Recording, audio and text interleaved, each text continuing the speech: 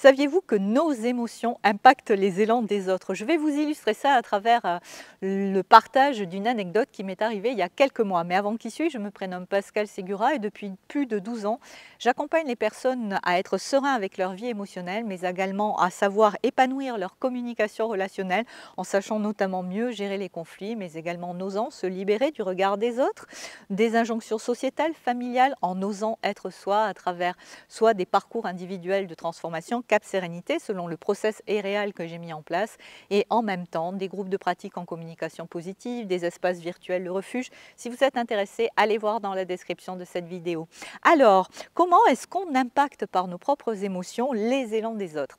Cette anecdote, elle s'est passée il y a quelques mois déjà, il faisait encore beau, il y avait encore des papillons. Je m'apprête à aller faire des courses, je me stationne près d'une halle et au moment où je gare ma voiture, il y avait juste en face une dame qui arrivait avec un petit garçon qu'elle tenait par la main. Et le petit garçon, par 3 fois, le temps que je me stationne, la tire vers mon bas de caisse en lui montrant en fait le dessous de mon capot. Intriguée, je sors de ma voiture, je me gare, je prends mon sac, je fais le tour, je vais regarder, vous savez, cette grille qu'il y a sous le bas de caisse. Et là, j'aperçois coincé dans la grille un joli papillon, en fait, qui était coincé dans des fils de poussière. Et alors, qu'est-ce que je fais avec mon doigt? Hop, je défais le fil et le petit papillon s'envole. Et je me tourne alors vers le petit garçon et je lui dis, en fait, ce que tu voulais, c'était libérer le papillon. Et à ce moment-là, le petit bonhomme, il me regarde avec un grand sourire comme ça sur les lèvres. Il me dit oui. Et du coup, je lui dis, ben voilà, grâce à toi, on a sauvé le papillon.